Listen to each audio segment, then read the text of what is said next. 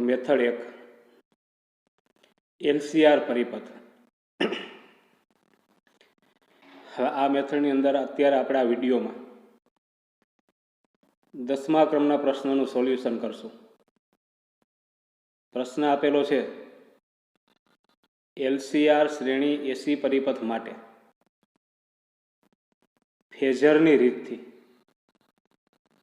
પ્રવાહના કંપ વિસ્તારનું સૂત્ર અને કડા તફાવતનું સૂત્ર મેળવવું. બરાબર, બે સૂત્ર મેળવવાના છે. તો જો પહેલાં પ્રશ્નની પહેલાં આનો જવાબ લખવી પહેલાં બધું વિચારી લઉં કે કઈ રીતના ટૂંકમાં આપણે આગળ વધવું જોશે. તો મારે પહેલાં તો મેળવવાનું છે એક તો કડા તફાવતનું સૂત્ર. બરાબર, કડા તફાવત એટલે કે ટેન ફાઈ. ફાઈ એટલે કડા છે પ્રવાહ અને વોલ્ટેજ વચ્ચેની, આનું સૂત્ર મેળવવું છે. બીજું પ્રવાહનો કંપ વિસ્તાર એટલે IM, આનું સૂત્ર મેળવવું છે. આ બે સૂત્ર મેળવવાના છે. પ્રવાહનો કંપ વિસ્તાર એટલે IM અને બીજું કડા તફાવત એટલે ટેન ફાઈ. પછી એની મદદથી ફેઝરની મદદથી મેળવવાનું છે. એટલે એનો મતલબ એમ કે તમારે એની પહેલાં શું કરવું જોશે? આ બે સૂત્ર મેળવવા પહેલાં ફેઝર ડાયાગ્રામ તમારે દોરવો જોશે. ફેઝર ડાયાગ્રામ દોરશો એના ઉપરથી આ બે સૂત્ર મેળવવાના છે. હવે ફેઝર ડાયાગ્રામ જો તમારે દોરવો હોય તો ફેઝર કોના દોરી શકાય? તો કે હાર્મોનિક વિધેય, કે જે સમયની સાથે બદલાતા હોય એવા વિધેયો એને હાર્મોનિક વિધેય કહેવાય. એના ફેઝર તમે દોરી શકો, એનો ફેઝર ડાયાગ્રામ તૈયાર થાય. તો ફેઝર ડાયાગ્રામની પહેલાં તમારે હાર્મોનિક વિધેય ક્યાં ક્યાં છે ને એ પરિપથમાં એ તમારે ગોતવા જોશે. બરાબર, એની પહેલાં તમારે શું કરવું જોશે? તો કે એલસીઆર શ્રેણી પરિપથ તમારે લેવો જોશે. એલસીઆર શ્રેણી પરિપથ. બરાબર, આટલી વસ્તુ તમારે કરવી જોશે. જો આ પહેલો મુદ્દો આપણો. હવે બરાબર, પહેલાં શું કરશો તમે? તો કે એલસીઆર શ્રેણી પરિપથ દોરી એનું વર્ણન કરશું. પછી બીજી વસ્તુ શું કરશું? તો કે એમાં હાર્મોનિક વિધેય ક્યાં ક્યાં છે એ મેળવશું. હાર્મોનિક વિધેય ગોતશું. હાર્મોનિક વિધેય આપણને મળી જાય એટલે એનો ફેઝર ડાયાગ્રામ તૈયાર કરશું. ફેઝર ડાયાગ્રામ તૈયાર થાય તો ફેઝર ડાયાગ્રામ પરથી ટૂંકમાં પ્રવાહનો કંપ વિસ્તાર IM, આનું સૂત્ર મેળવશું. અને પ્રવાહના કંપ વિસ્તારનું સૂત્ર મળી જાય પછી ફેઝર ડાયાગ્રામ ઉપરથી જ કડા તફાવતનું સૂત્ર મેળવશું. બરાબર છે. આ ક્રમમાં આગળ વધવું જોશે. આ ક્રમમાં બરાબર, પ્રશ્ન અહીંથી વિચારી જ રાખ્યો છે કે મને પ્રશ્ન એવો કીધો તો એલસીઆર શ્રેણી એસી પરિપથ માટે ફેઝરની રીતથી પ્રવાહના કંપ વિસ્તારનું અને કડા તફાવતનું સૂત્ર મેળવવું. તો પ્રવાહનું સૂત્ર અને કડા તફાવતનું સૂત્ર મેળવવું પણ શેની મદદથી? ફેઝરની રીતની મદદથી. તો ફેઝર ડાયાગ્રામ દોરવો પડશે. અને ફેઝર તમારે દોરવો હોય તો હાર્મોનિક વિધેયના ફેઝર દોરી શકું. એની મદદથી ફેઝર ડાયાગ્રામ તૈયાર થાય. તો આની પહેલાં મારે હાર્મોનિક વિધેય ગોતવા જોશે. અને કોના માટે? તો કે એની પહેલાં મારે એલસીઆર શ્રેણી પરિપથ લેવો જોશે. હવે આ ક્રમમાં આગળ વધે જાઓ એટલે પ્રશ્નનો જવાબ આખો કમ્પ્લીટ થઈ જશે. તો જો પેલા એલસીઆર એસી શ્રેણી પરિપથ મારે લેવાનો છે તો મેં લઈ લીધો છે. આ ઇન્ડક્ટર, કેપેસિટર અને અવરોધ એસી પ્રાપ્તિ સ્થાન સાથે અત્યારે શ્રેણીમાં જોડેલા છે. એમાં એસી પ્રાપ્તિ સ્થાનનો વોલ્ટેજ છે અને પરિપથનો એસી પ્રવાહ છે.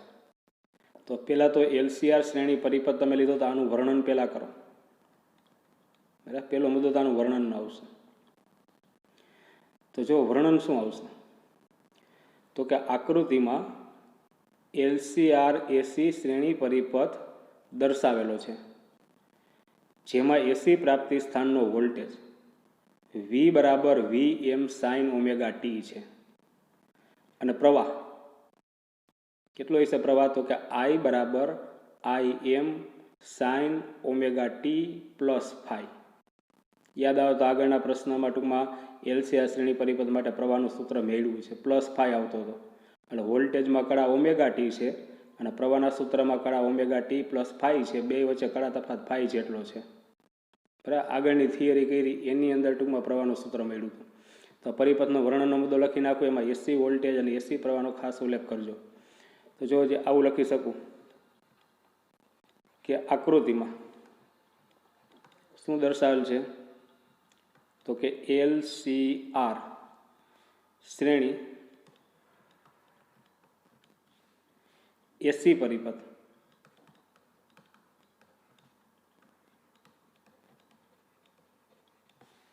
દર્શાવેલ છે.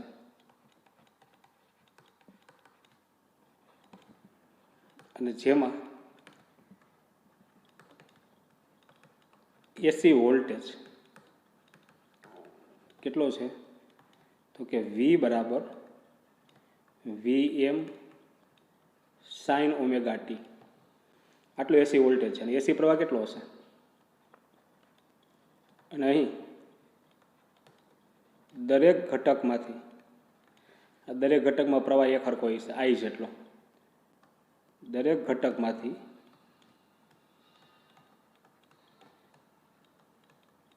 પસાર થતા પ્રવાહનો કંપ વિસ્તાર એટલે કે આઈ એમ મહત્તમ પ્રવાહનો કંપ વિસ્તાર, એટલે ખાલી પ્રવાહ લખશો તો હાલશે, થતા પ્રવાહનો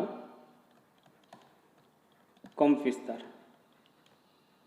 અથવા તો પ્રવાહ સમાન છે. અને આ પ્રવાહ કેટલો હશે તો કે આઈ બરાબર I M sine omega T અને પ્લસ ફાઈ, જ્યાં ફાઈ એટલે છે શું તો ફાઈ એ વી અને આઈ, એસી પ્રાપ્તિ સ્થાનનો વોલ્ટેજ વી અને પરિપથનો પ્રવાહ આઈ એની વચ્ચેનો કળા તફાવત છે.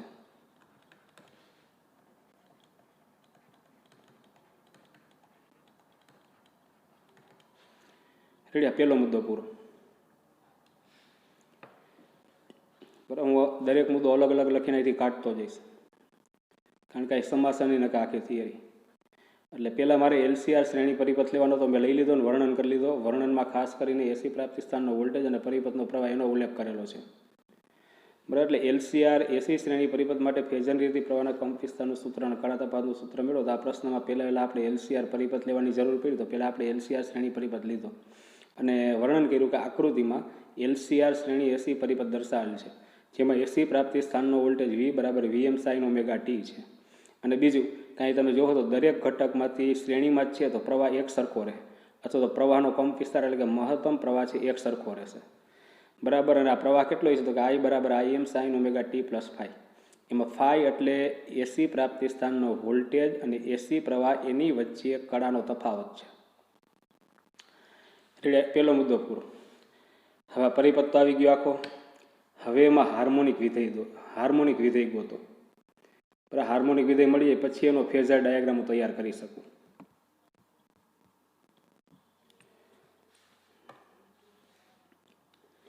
જો એમાં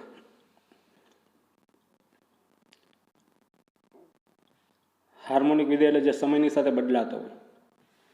આ એસી વોલ્ટેજ, આટલા હાર્મોનિક વિધેય છે. જો એક તો એસી પ્રાપ્તિ સ્થાનનો વોલ્ટેજ, પછી એસી પ્રવાહ, સૂત્ર હતા ને વી બરાબર વીએમ સાઇન ઓમેગા ટી, એટલે સમય તો બદલવાનો જ છે ઓમેગા ટી, તો સમય સાથે ટૂંકમાં વોલ્ટેજ બદલાશે. અને આઈ બરાબર I M sine omega T plus phi, એમાં સમય સાથે પ્રવાહ બદલાશે. બે હાર્મોનિક વિધેય છે. પ્લસ એ સિવાયના જે ત્રણ હાર્મોનિક વિધેય છે. આ અવરોધના બે છેડા વચ્ચે વિદ્યુત સ્થિતિમાનનો તફાવત વી આર, પછી કેપેસિટર એના બે છેડા વચ્ચે વિદ્યુત સ્થિતિમાનનો તફાવત વીસી, અને ઇન્ડક્ટર એના બે છેડા વચ્ચે વિદ્યુત સ્થિતિમાનનો તફાવત વીએલ. બરાબર, પ્રવાહ સરખો છે બધાય ઘટકમાં. તો શ્રેણીમાં હોય ને તો બધાય ઘટકમાં પ્રવાહ સરખો હોય, પણ વિદ્યુત સ્થિતિમાનનો તફાવત જુદો જુદો હોય. તો અહીં વી આર, વીસી અને વીએલ. અને વી બરાબર આઈ આર, દરેકના સૂત્રમાં આઈ તો આવવાનો જ છે, પ્રવાહ તો બદલવાનો જ છે. એટલે એનો મતલબ એમ કે આ વિધેય બદલશે. તો મારી પાસે 5 હાર્મોનિક વિધેય છે. 5 હાર્મોનિક વિધેય. બરાબર, એક તો પરિપથનો એસી પ્રવાહ, પછી એસી પ્રાપ્તિ સ્થાનનો વોલ્ટેજ, અવરોધના બે છેડા વચ્ચે વિદ્યુત સ્થિતિમાનનો તફાવત, કેપેસિટરના બે છેડા વચ્ચે વિદ્યુત સ્થિતિમાનનો તફાવત, અને ઇન્ડક્ટર છે એના બે છેડા વચ્ચે વિદ્યુત સ્થિતિમાનનો તફાવત. આવા 5 હાર્મોનિક વિધેય મારી પાસે છે. તો લખી નાખવામાં હાર્મોનિક વિધેય ક્યાં ક્યાં છે એના ઉપરથી ફેઝર ડાયાગ્રામ તૈયાર થશે. હાલો, બીજો મુદ્દો કે એકતા પ્રવાહ. બરાબર, દરેક ઘટકમાંથી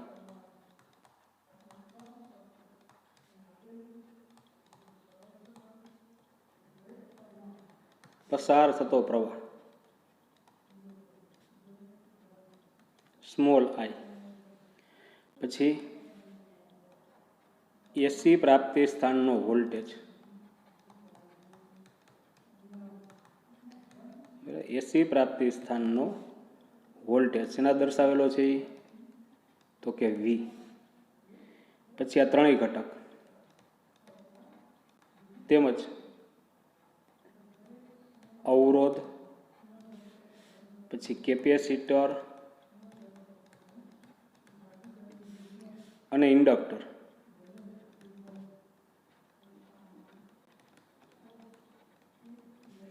એના બે છેડા વચ્ચેના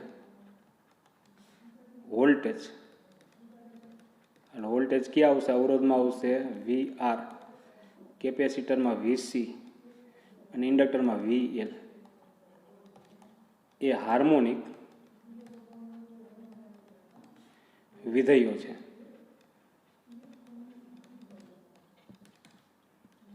માટે તેના ફેઝર દોરી શકાય. બરાબર, કેટલા હાર્મોનિક વિધેય ત્યાં જોઈ લઈએ. આમાં એક તો પ્રવાહ એસી પ્રાપ્તિ સ્થાનનો વોલ્ટેજ વી, અવરોધ, કેપેસિટર અને ઇન્ડક્ટર એના બે છેડા વચ્ચે વિદ્યુત સ્થિતિમાનનો તફાવત વી આર, વીસી અને વીએલ. 5 હાર્મોનિક વિધેય છે. એમાંય જો વી આર, વી બરાબર આઈ આર, એટલે આઈ એટલે આના બે છેડા વચ્ચે વિદ્યુત સ્થિતિમાનનો તફાવત ઓહમના નિયમ અનુસાર વી બરાબર આઈ આર, એટલે વી એટલે વી આર છે. આઈ એટલે હું મહત્તમ પ્રવાહ જ ગમે ત્યારે લઈશ અહીંયા. બરાબર છે. એટલે જ પહેલા મુદ્દામાં મેં લખ્યું હતું કે દરેક ઘટકમાં પ્રવાહનો કંપ વિસ્તાર સમાન હોય છે. બરાબર, હું મહત્તમ પ્રવાહ જ લઈશ, કારણ કે મારે છેલ્લે મહત્તમ પ્રવાહનું સૂત્ર જ મેળવવાનું છે. એટલે અહીં પ્રવાહ જે આવશે ને એ મહત્તમ પ્રવાહ માની લઈશ કે આ મહત્તમ પ્રવાહનું વહન જ થઈશ. બરાબર, વી બરાબર આઈ આર એના અનુસાર આટલું સૂત્ર થશે. પછી કેપેસિટર છે એના બે છેડા વચ્ચે વી બરાબર આઈ આર, આર એટલે એનો અવરોધ હોય એક્સી, બરાબર, 1/ω છે, આગળ આવી ગયું છે. પછી ઇન્ડક્ટર છે એના બે છેડા વચ્ચે વિદ્યુત સ્થિતિમાનનો તફાવત વી બરાબર આઈ આર, એટલે એનો અવરોધ હશે ઇન્ડક્ટરનો એક્સએલ અથવા તો ઓમેગા એલ. બરાબર, આ મારો બીજો મુદ્દો અહીંયા પૂરો. પેલા એલસીઆર પરિપથ મેં લીધો, એનું વર્ણન કર્યું. પછી બીજા મુદ્દામાં મારા હાર્મોનિક વિધેયની જરૂર પડે તો હાર્મોનિક વિધેય મેં ગોઈતા કે દરેક ઘટકમાંથી પસાર થતો વિદ્યુત પ્રવાહ આઈ, પછી એસી પ્રાપ્તિ સ્થાનનો વોલ્ટેજ વી, પછી અવરોધ, કેપેસિટર અને ઇન્ડક્ટર એના બે છેડા વચ્ચે વિદ્યુત સ્થિતિમાનનો તફાવત અહીંયા વી આર, અહીંયા વીસી અને અહીં વીએલ. એ હાર્મોનિક વિધેય છે, તેના ફેઝર દોરી શકાય.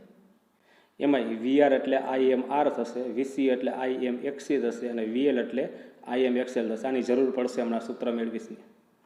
હવે બીજો મુદ્દો પૂરો. હવે આનો તમારે ફેઝર ડાયાગ્રામ તૈયાર કરવાનો. તો જો ફેઝર ડાયાગ્રામ 5 વિધાય નીચે લખેલા રેખા જ છે. બરાબર, આ કાઢી નાખું છું મુદ્દો. નીચે લખેલા રેખા જ છે. હાર્મોનિક વિધેય મળી ગયા તો એને એક્સ વાય સમતલમાં હું ઉગમ બિંદુ પાસેથી સદિશ વડે દોરી નાખું ને તો દોરેલા સદિશને ફેઝર કહેવાય. બરાબર, એટલે એવો એક ડાયાગ્રામ તમારે તૈયાર કરવાનો છે. તો ફેઝર ડાયાગ્રામ તૈયાર કરીએ.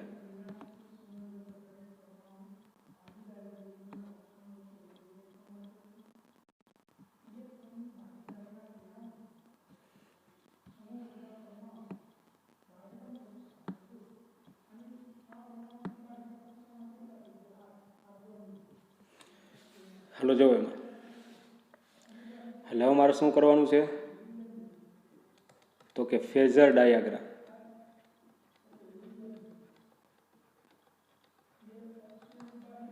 બરાબર, ફેઝર ડાયાગ્રામ દોરવાનો છે. ત્રીજા મુદ્દાની શરૂઆત થઈ ગઈ છે. ફેઝર ડાયાગ્રામ એટલે શું કરવાનું? જેટલા હાર્મોનિક વિધેય તમારી આગળ છે એને એક્સ વાય સમતલમાં ઉગમ બિંદુ પાસેથી સદિશ વડે દોરી નાખવાના. એટલે જે સદિશ દોરો ને ફેઝર કહેવાય, અને જે ડાયાગ્રામ તૈયાર થશે ને ફેઝર ડાયાગ્રામ કહેવાય.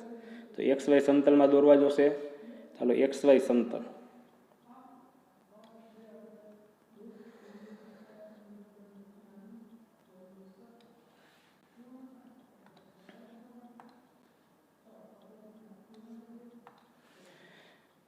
હાલો, આ એક્સ અક્ષ અને વાય અક્ષ. હાલો, આમાંથી 5માંથી પેલો એક ફેઝર દોરો. જો પેલા કયો દોરાય કે બધાય ઘટકમાં જે સામાન્ય હોય ને એ પહેલાં દોરાય.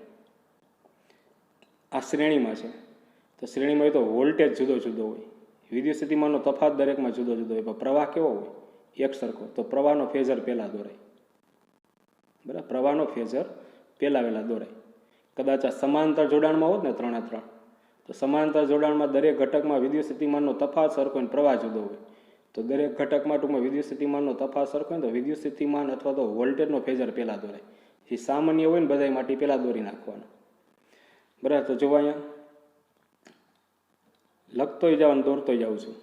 બરાબર, ત્રીજો મુદ્દો પહેલાં વહેલા આ દોરીશ.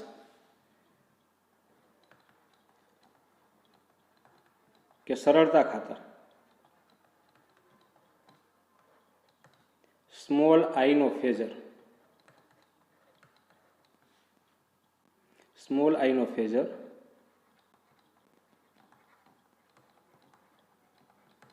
આકૃતિમાં દર્શાવ્યા પ્રમાણે છે. હાલો દોરો પેલા. આઈ એટલે શું હતું? આઈ એમ સાઇન ઓમેગા ટી અને +5 આટલા મૂલ્યનો દોરવાનો અને આ દિશામાં દોરવાનો. એટલે કયા ખૂણે દોરશો? એ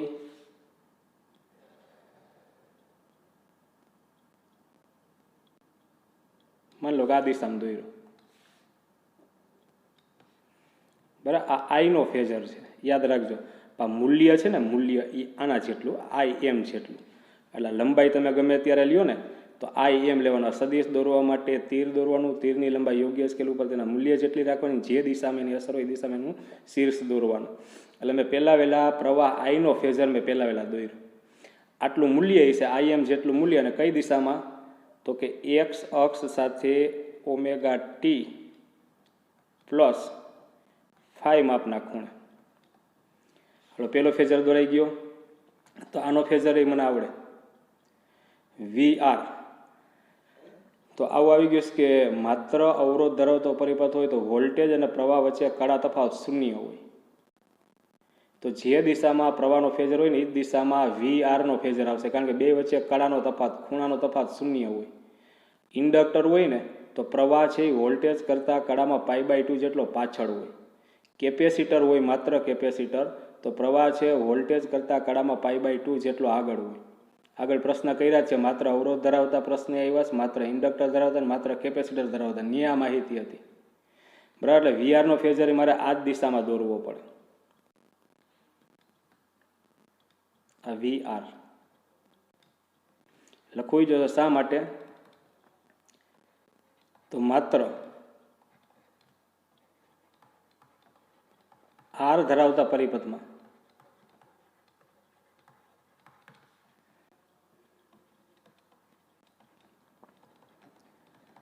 કડા તફાવત શૂન્ય હોવાથી VRનો ફેઝર કઈ દિશામાં આવશે? આઈની દિશામાં. બે વચ્ચે ખૂણાનો તફાવત 0 હોય એટલે બે એક જ દિશામાં હોય, આઈની દિશામાં હોય છે. હવે VL દોરું. બરાબર, તો માત્ર પહેલાં લખી નાખું, બરાબર, પછી દોરું છું. માત્ર L ધરાવતા પરિપથમાં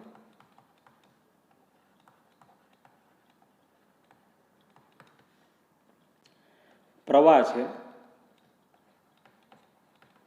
એ વોલ્ટેજ કરતા કડામાં π/2 જેટલો પાછળ હોય છે. બરાબર, પ્રવાહ વોલ્ટેજ કરતાં પાછળ હોય. તો વોલ્ટેજ પ્રવાહ કરતાં શું થાય? મારે તો વોલ્ટેજ દોરો ને, પ્રવાહ કરતાં શું થાય? π/2 જેટલો આગળ. પ્રવાહ વોલ્ટેજ કરતાં કડામાં π/2 જેટલો પાછળ, પ્રવાહ પાછળ, એટલે વોલ્ટેજ શું થાય? π/2 જેટલો આગળ. તો મારે હવે આ બે દોરાઈ ગયા. હવે આ દોરો તો પ્રવાહ કરતાં π/2 જેટલો આગળ. તો પ્રવાહ આમ છે, એના કરતાં π/2 જેટલો આગળ.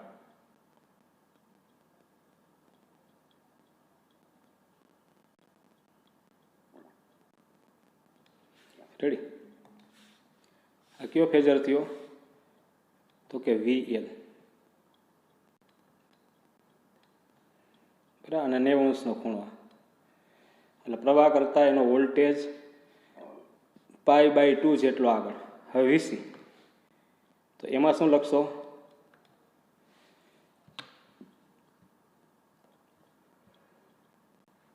હજી એક વી બાકી છે. વી એટલે કુલ વોલ્ટેજ, એક ઈ બાકી રહી ગયું છે હજી.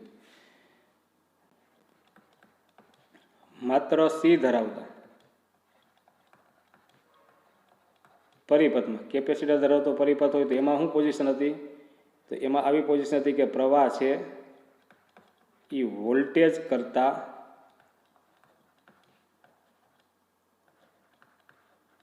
કડામાં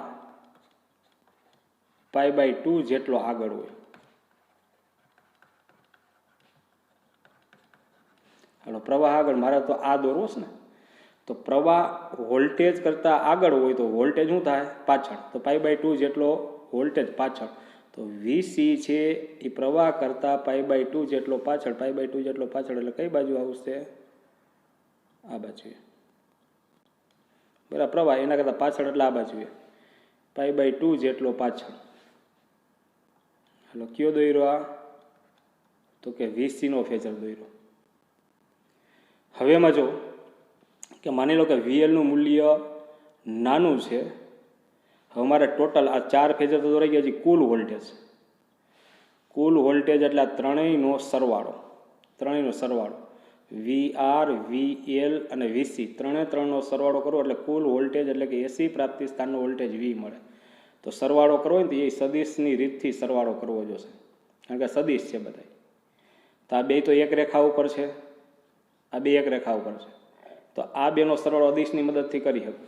એમાં જોજી, વીસી મોટું છે એ પ્લસ લઈ લો, તો સરવાળામાં એની વિરુદ્ધ દિશામાં વીએલ છે, તો આ કેવું લેવું પડે? બાદ બાકીમાં લેવું પડે. બરાબર, તો આ બેનો સરવાળો આટલો થાય. વીએલ પ્લસ એક જ રેખા ઉપર છે એટલે અદિશની જેમ સરવાળો બાદ બાકી કરી શકું. તો એક વીસી છે મારી પાસે અને બીજું કયું છે? આ બેનો સરવાળો કરવો છે ને, અને બીજું વીએલ છે પણ આના કરતાં વિરુદ્ધ દિશામાં છે એટલે માઇનસ લઈશ. હવે આ બેનો સરવાળો કરું તો થાય શું? VC minus VL. તો અહીં દર્શાવી દો. હાલો, પહેલાં આ બેનો સરવાળો કરું, પછી આ જે મળશે, આ બેનો સરવાળો મળશે ને એનો સરવાળો આની એરે કરીશ એટલે ત્રણનો સરવાળો થઈ જશે. તો વીસી માઇનસ વીએલ, આ બેનો સરવાળો. તો વીસી છે એમાંથી ઉપરથી વીએલ જેટલું બાદ કરી નાખું, આખું માપ વીસી કરી નાખો એટલે આ કેટલું થાય? તો કે વીસી માઇનસ વીએલ. હાલો, હવે કોનો સરવાળો કરશો? મારે ત્રણ વોલ્ટેજનો સરવાળો કુલ વોલ્ટેજ આપે. તો જો થઈ ગયો ત્રણ, આ બેનો સરવાળો તો થઈ ગયો, આ વીસી માઇનસ વીએલ, એટલે આ બેનો સરવાળો આટલો, આ એક. હવે આ બેનો સરવાળો કરવાનો છે, વીસી માઇનસ વીએલ અને વીઆર. આ બેનો સરવાળો કરો એટલે ત્રણનો સરવાળો થાય. તો એક રેખા ઉપર નથી એટલે આ સરવાળો સદિશની જેમ જ કરવો જોઈએ. તો સદિશની જેમ સરવાળો કરવો હોય તો સમાંતર બાજુ ચતુષ્કોણની રીત મારી પાસે છે.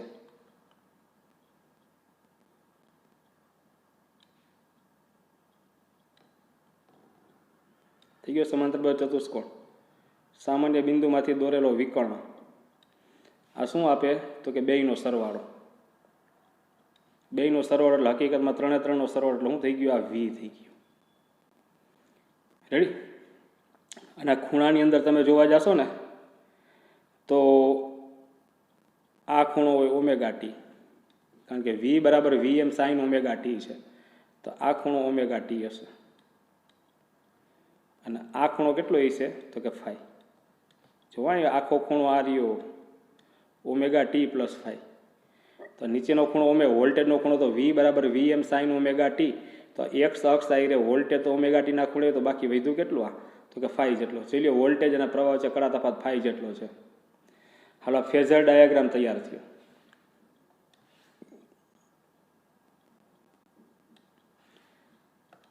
રેડી? એટલે 3 મુદ્દા મેં પૂરા કર્યા.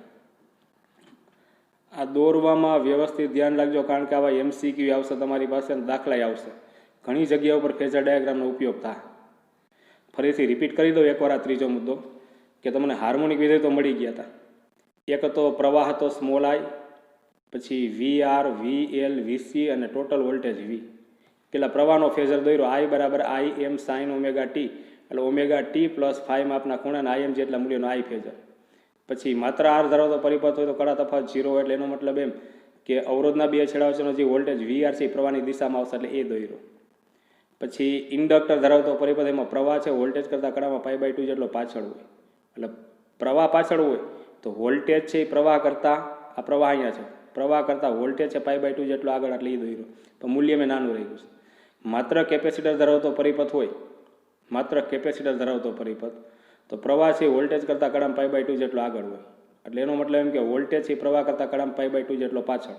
તો આના કરતાં પ્રવાહ કરતાં એનો વોલ્ટેજ છે અહીંથી લઈને અહીંયા સુધીનો વોલ્ટેજ π/2 જેટલો પાછળ દોર્યો. હવે મારે VL, પછી અહીંયા VC અને VR ત્રણ સદિશનો સરવાળો કરવો એટલે કુલ વોલ્ટેજ V હજી એક બાકી છે દર્શાવવાનો. તો ત્રણેયનો સરવાળો કરવા માટે મેં પહેલાં બેનો સરવાળો કર્યો. પહેલાં આ બેનો સરવાળો, જે સરવાળો મળે ને એનો સરવાળો આની કરો એટલે ત્રણનો સરવાળો મળી જાય. તો આ બેનો સરવાળો કરું તો VC પ્લસ લઉં તો VL માઇનસ, તો VC માઇનસ VL થાય સરવાળો. તો VC માઇનસ VL અહીં દર્શાવ્યું છે મેં. કદાચ VL મોટું લીધું હોત ને અને VC નાનું લીધું હોત તો અહીંયા આ ગ્રાફ છે ને નીચેના બદલામાં ઉપર આવત. સમજાશે? આ કદાચ માની લઉં કે આ VL અહીંયા મોટું હોત મૂલ્ય અને VC નાનું હોય ને તો આમાં આ VL માંથી VC બાદ કરું તો અહીં VL માઇનસ VC આવશે ને સમાંતર બાજુ ચતુષ્કોણ આમ તૈયાર થાય. રેડી? એટલે આ પાછું ધ્યાન રાખજો. અત્યારે મેં VC મોટું, બેનો સરવાળો થઈ ગયો, આ સદિશ મળ્યો બેના સરવાળો. હવે એનો સરવાળો આ સદિશ આઈને કરવો છે. એક આ સદિશ અને એક આ સદિશ. તો સમાંતર બાજુ ચતુષ્કોણની રીતનો ઉપયોગ કર્યો. સમાંતર બાજુ ચતુષ્કોણ બનાવીને સામાન્ય બિંદુમાંથી દોરેલ વિકર્ણ એટલે બેયનો સરવાળો આપે. તો બેયનો સરવાળો એટલે થયો ત્રણનો સરવાળો એટલે V થઈ ગયો. આ V હોય ને તો એક અક્ષ સાથેનો ખૂણો ઓમેગા ટી હોય. એના સૂત્ર ઉપરથી V બરાબર VM સાઇન ઓમેગા ટી, એક અક્ષ સાથેનો ખૂણો ઓમેગા ટી હોય બરાબર. એટલે આ ઓમેગા ટી, આખો ખૂણો ઓમેગા ટી પ્લસ ફાઈ છે તો આ કેટલો હોય તો ફાઈ. એટલે એનો મતલબ એમ કે એસી પ્રવાહ અને એસી પ્રાપ્તિ સ્થાનનો વોલ્ટેજ એની વચ્ચે કડા તફાવત ફાઈ જેટલો હોય. હવે એમાં જો હવે પ્રવાહનું મૂલ્ય મારે મેળવશે, પ્રવાહ અને કડા તફાવત.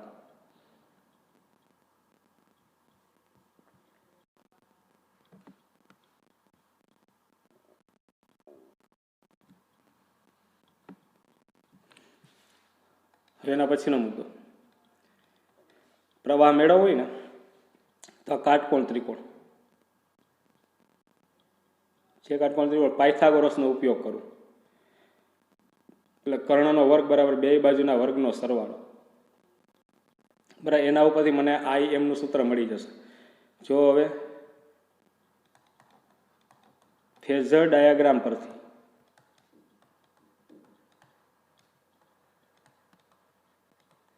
હલો પાયથાગોરસ, કર્ણ એટલે આ છે, આ એટલે વોલ્ટેજ છે. મૂલ્ય કેટલું હોય? V બરાબર VM સાઇન ઓમેગા ટી. તો મૂલ્ય તો VM જેટલું જ, એટલે V ન લખતા બરાબર. VM બરાબર છે VM કર્ણનો વર્ગ બરાબર બે બાજુના વર્ગનો સરવાળો. તો આ બાજુ કેટલી છે તો કે VR પ્લસ આ બાજુ કેટલી છે, કાટકોણ ત્રિકોણ આ છે બરાબર. બે બાજુ, એક બાજુ લીધી બીજી બાજુ, આ બાજુ એટલે આના જેટલી હોય, આના જેટલી એટલે VC માઇનસ VL. આ VC માઇનસ VL અને એનો સ્ક્વેર બરાબર. કર્ણનો વર્ગ બરાબર બે બાજુના વર્ગના સરવાળા જેટલો હોય. હાલ આમાં કિંમત મૂકી દો. આ કિંમત તમારી પાસે હતી.